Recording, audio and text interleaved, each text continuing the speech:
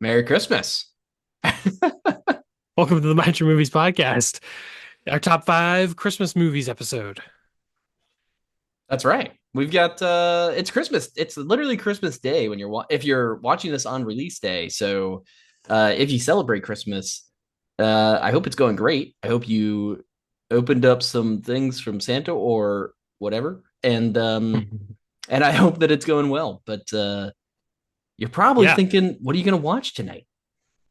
yes, exactly. There's a lot of Christmas movies. There's a lot of uh I think I can fairly say junk that gets made for TV, stuff like that, things that just put on in the background while you're wrapping presents, you know. But these are, at least for my top five. I don't know about Ryan. I can't vouch for Ryan's just yet. But for my top five, these are all legitimately really good movies that I think are worth watching potentially every year, or at least if you haven't seen them, they're totally worth checking out.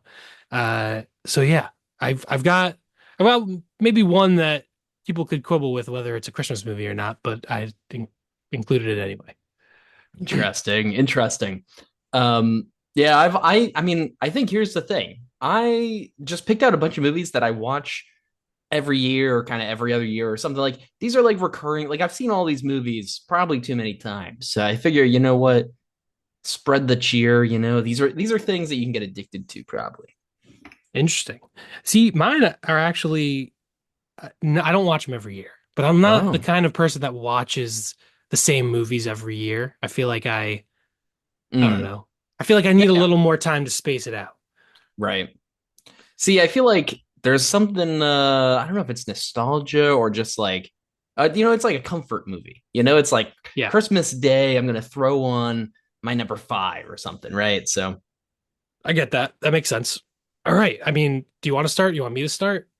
hey, I'll start off. Whatever. I'm going with a crazy number five pick, maybe, but it's a pretty awesome movie and it's just a lot of fun. But I'm picking the Gremlins for number five.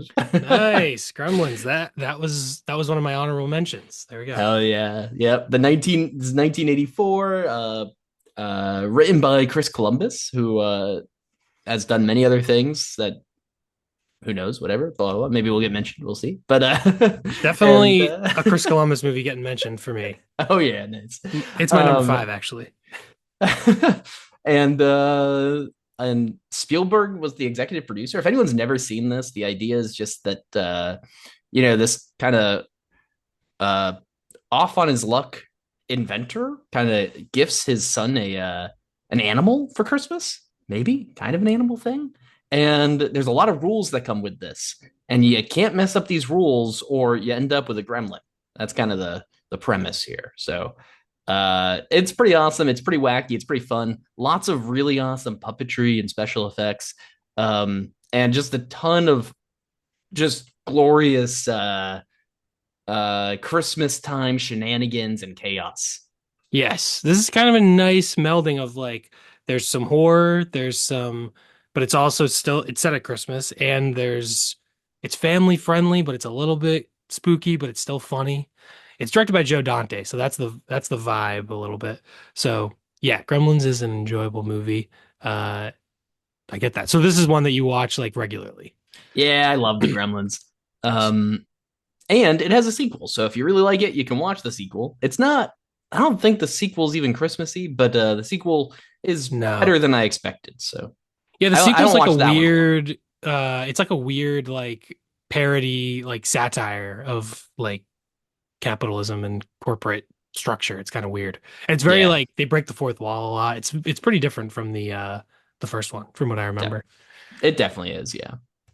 But yeah, all right, cool. No, well, yeah. Speaking of Chris Columbus, my number five is directed by Chris Columbus. It's Home Alone 2, Lost in New York. Just watched this a few weeks ago for the first time. I've seen the original Home Alone. It's kind of an uh ever-present movie. It just exists in the zeitgeist. You see it on TV, you see it just all around. And I've definitely seen the original Home Alone a few times in full. And I always liked Home Alone, but it was never one of my favorite movies or anything like that. It was kind of just it'll be on around Christmas and it's whatever. It's an enjoyable movie, but not one of my personal favorites. So I never watched Home Alone 2. But this year I finally sat down and Home Alone 2, not a perfect movie, but the final 30 minutes is some of the best uh uh live action cartoon hijinks you'll ever see. The This is a child lost in New York City. Basically the Wet Bandits, that's what they're called, right? The Wet Bandits from the I first think they one. go by the Sticky Bandits in the second They do go by the Sticky Bandits.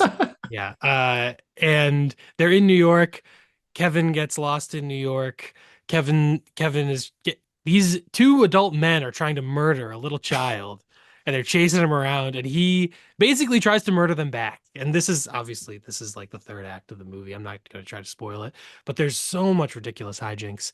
And I really enjoyed the New York aspect of it. The I don't know, just him being in the city.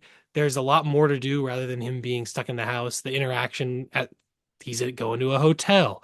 He's going to the toy stores. He's I think he orders pizza again, which is cool.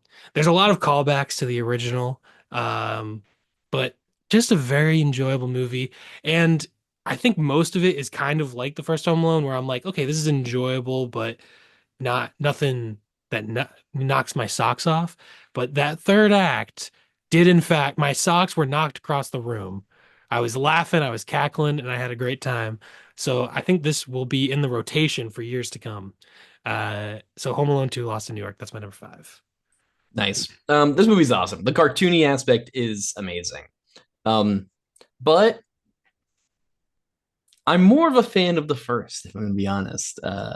I actually have the first. That's my number four. There we So go. number Oh, this is the four, synergy. we've got Home Alone number one. We've got three Chris Columbus picks right away. That's awesome. Yeah, Christmas Um, guy.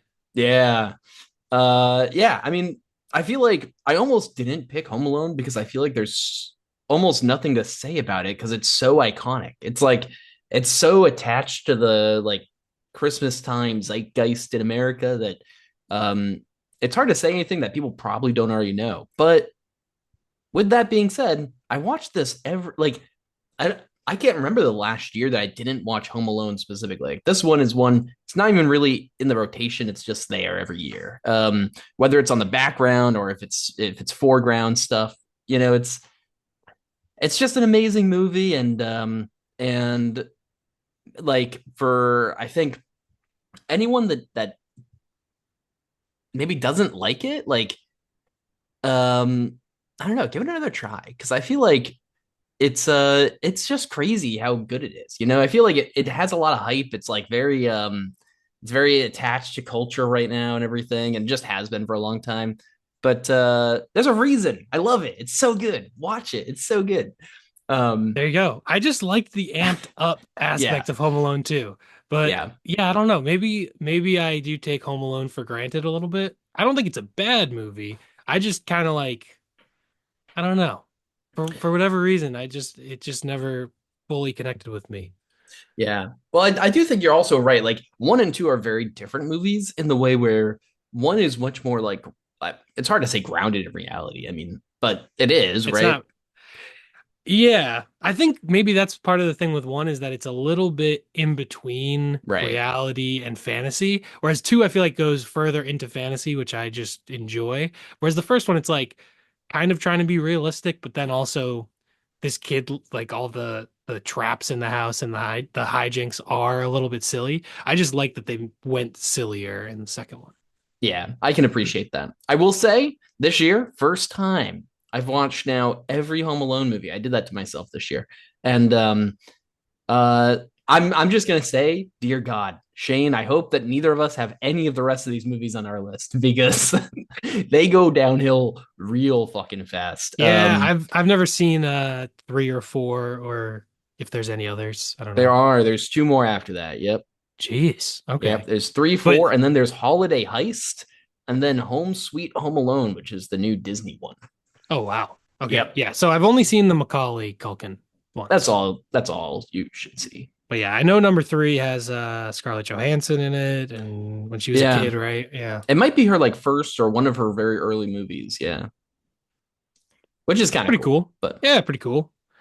All right, cool. Well, that's it for Home Alone, and that might Yeah, be it for Chris Chris Columbus Columbus. talk. But my number four is another absolute classic. It's a short film. It's a Charlie Brown Christmas. Oh, nice. This is another one that's pretty like ever present in culture.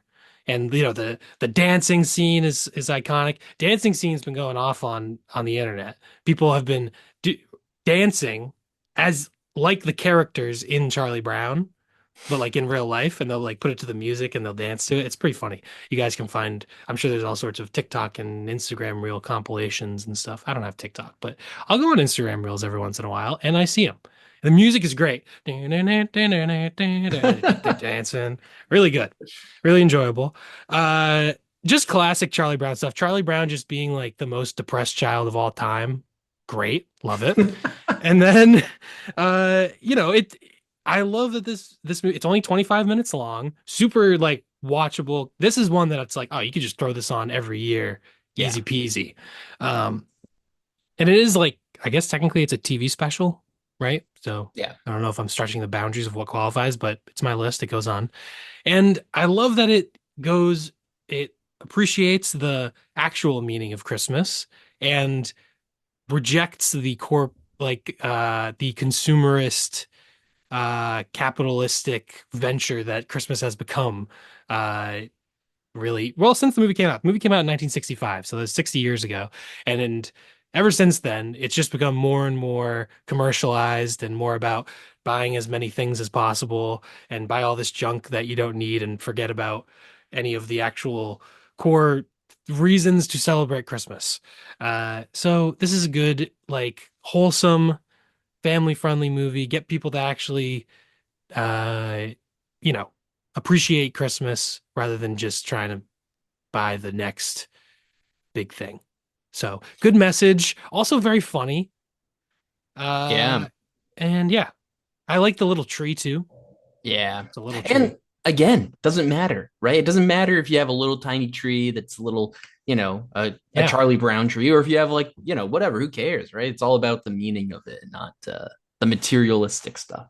Yeah. It's Yeah, very that's funny awesome. that the movie, like in 1965, they were like, man, the commercialism and the materialism of Christmas is really over the top. And then it's like 60 years later, like you don't know how bad it's gonna get, guys. Like, oh, buckle, strap in, because it's gonna get worse. Uh, Yeah. but yeah, this is a great one. Yeah. Also awesome because it's not as like fanciful as a lot of Christmas movies, I feel like.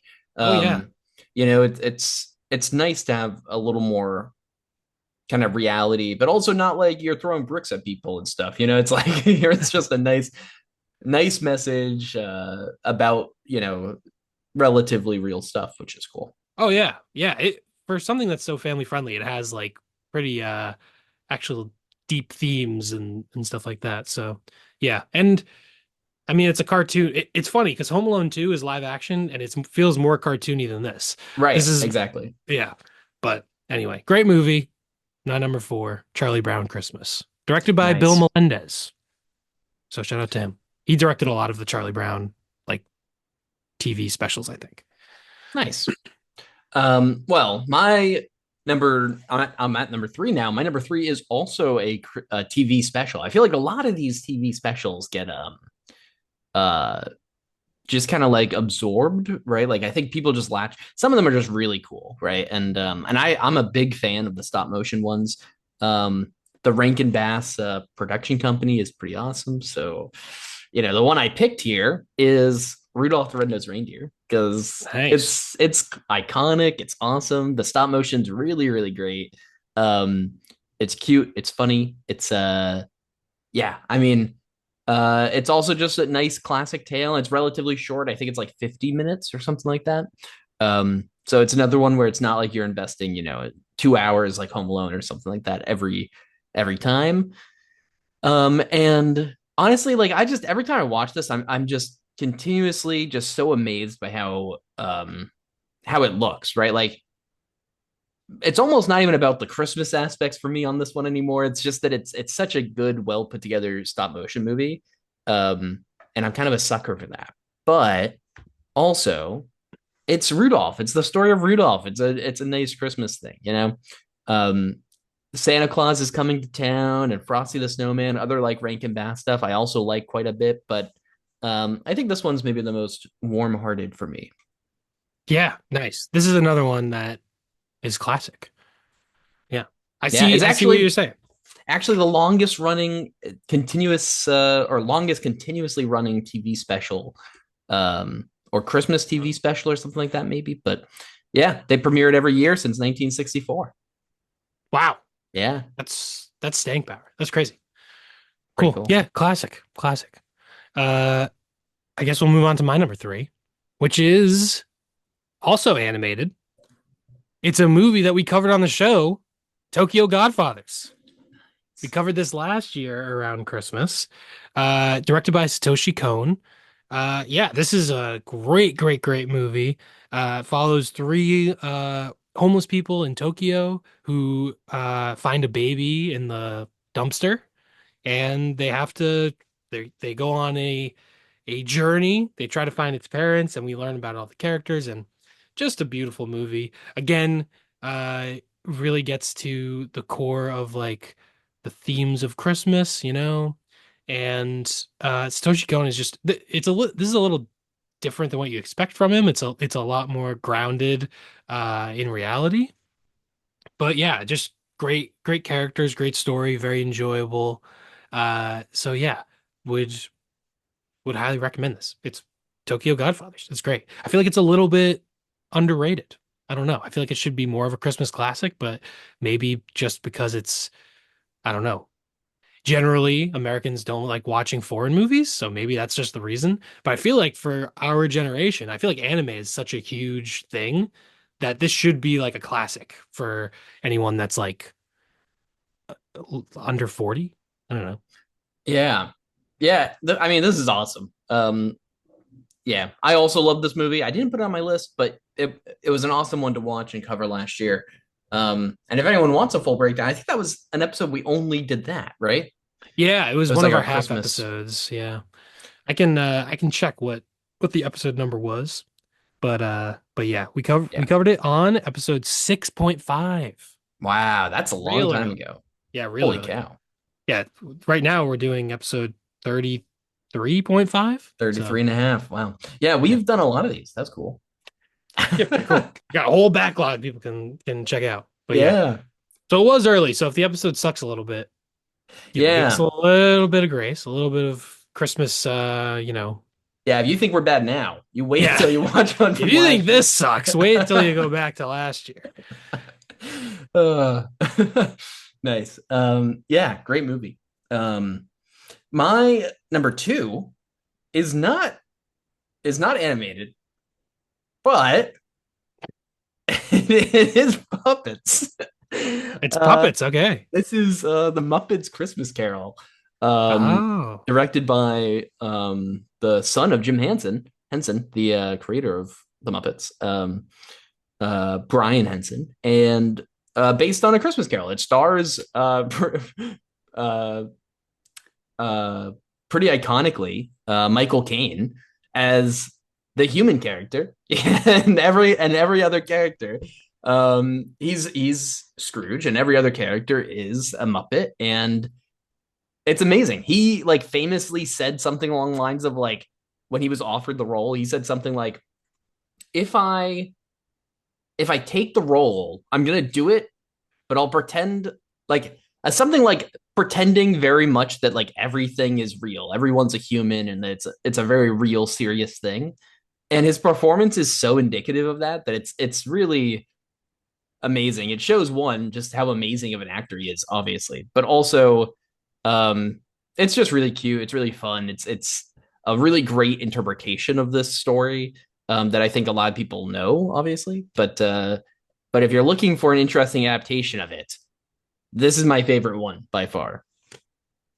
Nice. That is often the best approach to being in a comedic movie is to just play it straight as for the actor. Act like this is all completely serious and the circumstances around it, the filmmaking creates the comedy. But yeah, this I don't know if I've ever seen this like in full. I know I've seen bits, but I don't know if I've ever seen the whole thing. I think I remember I saw the bit when he went, "Oi, I'm Michael Caine. I'm Scrooge. I hate Christmas, mate." I remember that That's part. that sounds pretty much. Did you just play an audio bit from it? That was good. Oh, I fucking hate Christmas, mate. Fucking bullshit, mate. That's my Michael Caine impression. Very, very accurate. Very spot on. Uh, Nice. yeah. Muppet Christmas Carol. There's so many Christmas Carol adaptations that I Yeah. think this is a thing with like I don't know like I kind of wanted to watch some more to see if anything else would make my top five. Like there's Scrooged with Bill Murray, which I've never seen, and I was like maybe I should watch that. And then I don't know. It's just there's so many Christmas Carol adaptations that sometimes I'm like, well, I've seen the Yeah. story, but I'm sure this is very enjoyable. So yeah, good pick. Yeah. That's why I feel like it almost gets lost in the mix of them. There's so many that Yeah, people might forget that this is out there, and it is actually just really, really great. It's really inventive and creative and fun. So high nice. recommendation. Very cool. I want to watch more Muppet movies in general because I haven't really seen the Muppet movies. Like I feel like the Muppets were just around and I was like, oh, there's the Muppets. I like Muppets are cool, but I never really watched them. So there's a bunch of Muppet movies I got to catch up on. Maybe we could do a Muppet episode. Oh shoot, that would be we gotta so Put it in the category cup. we are planning. This is a little insider knowledge here to anyone watching. We are planning on updating our cup at some point soon. Um and so that's a Might good we'll have to see, write that yeah, down. maybe we'll take a couple things out, put a couple things in. We'll see if we'll make any edits. But yeah. All right, cool. So Muppets Christmas Carol, that's your number two. My number two is my most recent movie on the list by far. 2023's The Holdovers, directed by Alexander Nice. Payne. This is a great, great movie. Stars Paul Giamatti and Dominic Sessa and Divine Joy Randolph. And they all just give great performances. Follows Dominic Sessa is a student at a New England prep school in, I believe it's set in the 70s. And Paul Giamatti is a teacher. Divine Joy Randolph is like a I I forget her job there. She might like work in administration or something like that. Oh, or maybe she's the works in the cafeteria. I'm pretty sure. But anyway, they're the holdovers. They're the only people who didn't get picked up for Christmas break. Uh well, I guess Paul Giamatti, it's like his job. He's like watching the school over Christmas break. And then Dominic Sessa's parents don't pick him up. They're the kind of the people who've been left behind. There's a lot of tension. Paul Giamatti's very curmudgeonly, very Scrooge-like actually, a little bit. Not quite Scrooge-like. Not a capitalist pig who hoards his wealth while people starve. Not in that way, but in the way of being like, I'm a professor and I think I'm smarter than everyone else and I'm kind of a dick to everyone. That type of vibe. And yeah, just very heartfelt and poignant movie while also being very funny. Uh, and yeah, just a great movie. It'll tug at the heartstrings, but it's not like manipulative or saccharine like some Christmas movies are. But very enjoyable, great movie. Also looks beautiful. The cinematography and everything looks great. So, and the set design with it being in the 70s and all that. So yeah, Nice. awesome. And This is one I haven't seen, and I wanted to for this episode, but then I ended up not seeing it. But it's still not Christmas for us yet today, even though it is for you guys listening. But I'm hoping maybe I'll watch this in the next few days leading up to Christmas. nice. Yeah, it's a good one. Nice. All right. Well, my number one. This is mostly just a little bit of, insider look into my childhood, I guess. This is a favorite of my dad's, and therefore watched it a lot as a kid. Although I haven't actually seen this one in a bunch of years. This has been a while for me, but I want to watch it again soon because it's just so great and iconic. But um, it might not be a surprise. It's probably one of the best like Christmas movies, most critically acclaimed ones there is. It's a Wonderful Life. It's a Nice. great movie. It's Very touching, very family, uh, good stuff, right? Strong recommendation. I think this is in 46. Yeah, 1946. So it's a Frank Capra movie, but it's a little bit older. So I think a lot of people today maybe haven't even seen it, and I think it's 100% worth uh revisiting if it's been a while, right? I'm looking forward to revisiting it myself soon. But also if you've never seen it, just because it is on the older side, um, you know, try to break through. I think that can be a barrier for people, right? Those older movies, but try to break through that for this one because it is just such a iconic, powerful, great Christmas movie, and just a great movie in general. Really, I mean, even if Nice. you uh, didn't care about Christmas at all, I think you could still really like this movie a lot. Nice. I will say this is on my list of shame. Never seen it. Oh, Never seen shame. It's a Oh, Wonderful Life. this one you've Yep. got to watch. Ah, man, you've got to do that this year. This will be a I good one. know. This is one Yeah, I've been like it's been on my list every Christmas. I'm like, oh, I should probably watch It's a Wonderful Life, and then I just have never actually done it. So yeah, I should sit. I'm glad you have it on your list though. nice. I've seen clips, I've seen scenes. It Yeah, looks like a great movie. I'm sure it's a great movie. it's gorgeous Uh, too. Just nice. the Yeah. movie itself is gorgeous. Yeah, nice. I will say, funny thing I saw recently, someone, you know how they do the Letterbox top four for all Letterbox will ask people like celebrities, they'll do interviews and they'll like on the red carpet, they'll be like, hey, what are your Right, four right. favorite movies? And they list their top four. Someone, it was not Letterbox, but someone asked the Pope, the current Pope, Pope Leo from who's from Chicago, his four favorite movies, and It's a Wonderful Life was on his top four. So there you go. I knew I liked this guy. Yeah. There you go. So yeah, it's there's some movies Yeah, I mean everyone has them where it's like this is a classic movie and you just haven't watched it for some reason. So this is at the top of my list of the stone cold classics that I haven't seen. So nice. I'll have to watch it. There are so many movies out there. It's insane, you know? Yeah, a lot of movies. Yeah, so trying to watch every classic's pretty much impossible. But yeah, I mean, hey, if you have the time this year, this would be my strong recommendation to you, Shane. I do really want to rewatch this one this year because in the past few years I've been the same way where I'm like, oh, I kind of rewatch it, it'd be nice, nostalgia of my I mean, it's not like I was a kid the last time I saw it, but it's been a while. It's been like 5 or 6 Yeah. years or something. So I want to dip my toes back in. Nice. Nice. All right. Uh my number one, I don't know if you've seen this movie, but I've seen this one a few times. Love it. It's a little unconventional, but it's In Bruges. Written and directed by Martin McDonagh. It's set during Christmas, features a lot of themes of Christmas, themes of redemption, forgiveness, guilt, but also this movie definitely a different vibe from a lot of these movies. Not wholesome at all, almost the exact opposite. Dark, dark comedy, uh, but also like there are a lot of drama as well. This is Martin McDonagh's like first feature film. He was a player like award-winning playwright, very well known. Sort of like this definitely feels like a post like Tarantino type of a thing with the dark comedy. Basically, Colin Farrell and Brendan Gleeson, who are two of like my favorite actors, just absolutely fantastic. They are the two main characters, Ray and Ken, who are both hitmen. And basically they're in Bruges because uh Ray, who's played by Colin Farrell, has been sent there because he botched his last job. So he's out in Bruges basically just to stay out of the way. And Ken is there to keep an eye on him. And the banter between them is fantastic. The dialogue, everything.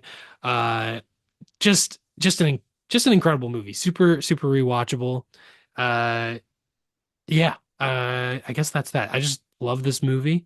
It's not as Christmassy as some of my other picks, but also probably it's the one I've seen the most out of all these, and very rewatchable. Could watch it any time of year. Great snowy Mm. vibe. Winter in Bruges. Also Bruges, very beautiful for a movie, but also they talk about how it's kind of like stuffy and Ray is like, I'm in fucking Bruges, like he hates that he's in Bruges. But yeah, it's a great movie. Would highly recommend it. Nice. That's funny. I have not seen this. But this sounds pretty cool. It is a really funny shift from going from It's a Wonderful Life to In Bruges, Yep. but that's what we got. That's awesome. Sick. That sounds really cool. Yeah, love it. And it's like it is weird that it's my number one in top five Christmas movies because it's the least Christmassy, but so rewatchable, so great. Just a great movie. I mean, yeah, who cares, right? That's You good. can watch it anytime. I feel like maybe the perfect time to watch In Bruges is like between Christmas and New Year's. All right. Maybe out of my list, this is what I think. You start with Home Alone 2, or maybe in December, maybe a week before Christmas to get you in the vibe. You start with Home Alone 2. Then I think you go Tokyo Godfathers on like maybe Christmas Eve, the 23rd, or the 20th, and then either Christmas Eve or Christmas Day, Charlie Brown Christmas. And then I think between Christmas and New Year's, that's when you watch The Holdovers and In Bruges. Mm. That's I think that's how you could lay it out to watch my five. That would have been an interesting idea for the episode is picking a movie for each day of the week on Christmas week. So you got to do a couple movies before the movie of Christmas, and then a couple movies after. Um, although I don't know what I guess mine. Hey, I would start with the Gremlins. Like remember your roots, right? Remember that Halloween just happened. And then I'd Watch probably it on December 1st. yeah, December Transition. 1st, Gremlins. Uh get you in the mood. Get you in the mood. Home Alone would be pretty soon. Or I guess maybe the Muppets Christmas Carol would be like a still you got some spooky stuff going on. Um Yeah. and then Home Alone probably like the week once the week of Christmas starts, you watch Home Alone. And then you watch Rudolph on Christmas Eve, Yeah. while you're doing some stuff. And then It's a Wonderful Life, Christmas night, bam, smack on the big TV. Shit's all put away. You're all eating your apple pie and ice cream cake, and you're just chilling, watching Yeah. that. I I like that. That's good. Also, Charlie Brown Christmas and It's a Wonderful Life double feature on Christmas Oh, Day. shoot. That'd be Yeah, that'd be fire. that would be fire. And I, you would still be within the time of like uh well, It's a Wonderful Life is like 2 hours. So I guess True. you're still shorter than something like the Brutalist or Avatar. whatever. Yeah, The Avatar. Brutalist, yeah. The Brutalist on Christmas. Just what are you doing? Yeah. I will say maybe the most popular movie for at least for our generation that we didn't mention is probably Elf. Yeah. Elf, a movie I like, but it's kind of like Home Alone in my mind, where it's so popular, it's so ever present. I've seen it a bunch of times, and I'm like, I enjoy it. It's good, but it's not one of my favorites, I guess. Yeah, I agree. It's one that I do honestly end up watching pretty frequently on the Christmas season. But yeah, I don't I don't ever love it. I know like the Alamo Draft House is all around the place. Those all do like big parties for Elf, and Mm, I think they might serve like spaghetti with maple syrup or something too. that's funny. Yeah. Um, and I know like some people love it, and I think I kind of fall in the same boat of like I like it and it's fine to throw on, but it's also one I don't Yes. mind throwing on while I wrap things or something. Like Yeah, it's very like watchable. It goes down smooth, But but like maple yeah. syrup on pancakes, on spaghetti Yeah, or pancakes. or pancakes for real though. But yeah. Should we do some honorable Wait, you said you had like you were gonna cheat, but then you didn't cheat. Well, I kind of cheated. My Rudolph inclusion is actually really just any Rankin Bass film production, but Okay. I do like Rudolph the most. So, but So the if other you yeah, Frosty and what's the is there another Christmas one? Frosty, there's uh Santa Claus is coming to town, Oh, Little right, Drummer yeah. Boy, um Gotcha. technically Cricket in the Hearth, but I actually don't like that one very much. So, Okay. not I stop don't think motion I've either. seen that one. Yeah, watch the stop motion ones. I mean, that's really where they excel. But so yeah, I Yeah. cheated a little bit there. So, Gotcha. but I do have two other actual honorable mentions. Do you have honorable mentions as well? I got some honorable mentions. You can go first Nice. though. Nice. I'll just list both of them real quick because don't have much to say about them. But Black Christmas, hey, who would I be if I didn't mention the slasher? Come on. Yeah, A I thought that was prototype. going to be on your list for sure. That is also on Yeah. my honorable mentions. But yeah, definitely if you're looking for a horror movie, that's the one to go with for sure. Yeah. But probably not as like as and I guess I didn't have to stick like Christmassy in like tone, but I did. I don't know, whatever. I get that. Even Gremlins I think is a very fun movie. It's chaotic in a Yes. fun way. It's Um, it's a horror comedy. It's like family yeah, friendly. It's not really very scary. It's more of a right. comedy first. My other honorable mention is The Sound of Music, which is one of my favorite movies of all time.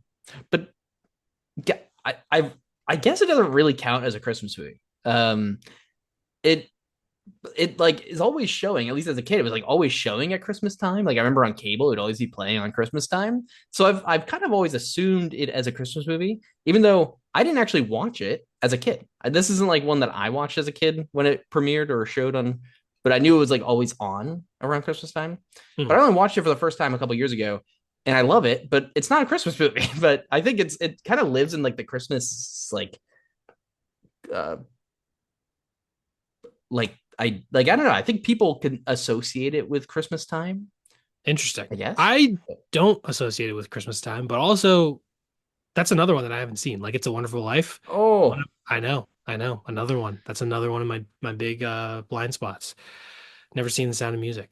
I only saw it a couple years ago, and it's now it's like it's pretty awesome. I would strongly recommend that too. But in the meantime, it's a wonderful life. Let's stick with that one for now. Yeah, there Get you you go. that one. Cool. Yep. All right. I got a couple other honorable mentions. We already mentioned Black Christmas. Another very unconventional Christmas movie, which the vibes are so strange and so un-Christmassy that I didn't even want to put it on, even though it's a fantastic movie. Eyes Wide Shut. Mm. Great movie set around Christmas. If you're fucked up, if you don't like Christmas, if you feel like if you're a little like Christmas, it's this time of year and you're not feeling the Christmas spirit, put on Eyes Wide Shut. See how the elites are all deranged, evil people. And it's set during Christmas. There's Christmas lights everywhere. They're shopping for Christmas presents. It's all during Christmas, but it's really more ironic, I think, that it's set during Christmas. um, that you see this sort of fucked up underbelly of society. Uh, so yeah, great movie. It's just not one that would put me in like a good Christmas spirit, but it is set during Christmas and it's a great movie. Wow. Yeah, that's a funny. Yeah. Okay. I agree with all of that. Gorgeous Christmas lights. You're right. I mean, the whole set that he Hmm. built for New York, with the lights and everything, it's really nice. So Oh yeah, and they're at a Christmas party right at the beginning. They're like at a store shopping for Christmas presents at the very end. There is a lot of Christmas going on. But yeah. Other honorable mentions, Mixed Nuts, directed by Nora Ephron. This movie, very underrated. I think it was on when we did like top five underrated or underseen movies. I mm, forget what the episode was called. I think this was on my list. A little bit more of a dark comedy, but very enjoyable. Very big cast, enjoyable movie. I think it's a little bit underrated. And I'll also say The Silent Partner, which is from the 70s. It's sort of a uh, comedic thriller in a way. Elliot Gould is the main character. Elliot Gould is awesome, one of my favorite actors from the 70s. It's set in Canada, and it's a few days before Christmas. Elliot Gould works at a bank in a mall, and there's someone trying to rob the bank. Elliot Gould gets involved. He's a little in over his head. It's all set right around Christmas and very fun, uh, entertaining movie. So I would definitely recommend The Silent Partner. Another one that I think is a little bit underseen. And then my last one is a short film. It's 39 minutes long, so it barely qualifies as a short film. It's called Les Pupilles. It's directed by Alice Rohrwacher. And yeah, it's set during World War II at an Italian boarding school for orphan girls, and there's a cake, and it's very whimsical. It's really well made, beautifully shot, and I think yeah, it's on Disney Plus.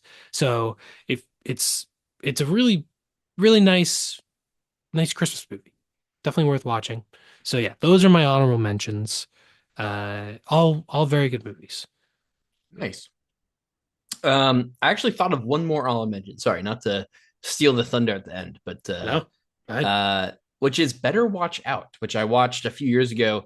It's like a horror comedy Christmas thing, and I thought it would be pretty garbage, but ended up really enjoying it. And the short premise is that it's a babysitter watching a kid, and there's like intruders, right? The people that like trying to uh Home Invasion, right? home invasion, right? That's the They're thing. trying to Yeah. rob them or something. Yeah. Yeah. And it gets kind of crazy. There's some weird twists that happen, but it's kind of like a Home Alone esque movie, but much darker and with weird twists and stuff in it. So, if you like the sadistic part of Home Alone, you might like this one. It doesn't have Yeah, as there you good go. of like a family themes or anything as my other picks, but Yes, there you go. I I have seen this movie. I don't really remember that much of it, and I mean, looking on Letterboxd, I think I gave it 2 stars. So I oh, don't. So apparently, I didn't like it. I don't really remember why or whatnot. So yeah, wasn't very memorable to me. mm. Well, Maybe it was some of the that's twists. Maybe some of the twists I didn't like or something like that. I don't remember. yeah. But anyway, Wow. That's all I got though. Those are my Christmas movies. Weird for me to lean on the, I guess I did mention three horror movies here, so I guess what am I saying? Anyways, I guess so. Yeah, I thought Black Christmas was a lock. I thought that was going to be like your number one. yeah, Shows how much I know. yeah, I know. There is something about me for the Christmas time. I do. Hmm. I lock into that Christmas spirit. That makes sense. Yeah, I get it. You can't if you're watching horror movies all year round. This is a good time to be like, all right, let's watch some more wholesome Muppets. Yeah, the Muppets. Yeah. All right. Cool. Well, I guess that's that for our top five Christmas movies episode. We mentioned a bunch more than five, but there's our top five plus honorable mentions. We always do. It's impossible for us to only talk about, I guess it's 10 movies altogether with both of our top fives, but Yeah. that's impossible. We're going to throw in more in there. Yeah, we'll throw more in there. Uh, Let us know if you're watching on YouTube. Comment down below what some of your favorite Christmas movies are, what the ones you watch every year, anything we didn't mention. Uh, I feel like we mentioned most of the big ones, but Yeah. we probably missed something. So let us know. You can follow us on Letterboxd, Mind Your Movies, all one word, and on that account, it also links to both of our personal profiles, so you can follow us there. We also have an Instagram and a Blue Sky, and we're on all the podcast apps, Spotify and Apple and Amazon and all that stuff. Yeah. Also, next week. So last week, we pulled Yes. our genre or our category, which is franchise crossovers. And we're doing a new thing where we're not picking them on the show, giving us some time to think about them, but we do want us to, we're going to announce them on the half episodes. Um, and, uh, and I'm pretty excited about what we picked. So, um, I'll just start. I picked Ghidorah, the three-headed monster. No, I'm messing that up. Yeah. Yeah. Yeah, Yeah. You did. You got it right. look at that, easy. The confidence is unreal. Which is a crossover of Mothra. Is it Rodan? Yeah. Rodan, I think. Rodan, and Godzilla in the in those early Honda era kaiju movies. So I'm pretty excited. I rewatched Godzilla today, and oh boy, I'm excited for these. Nice. Yeah, this will be cool. We got three different monsters crossing over in one big movie. Should be cool. I've seen the original Godzilla years back, but I haven't seen any of the other ones like the Mothra movie or the Rodan movie. Uh so yeah, this will be a cool one. Cool crossover.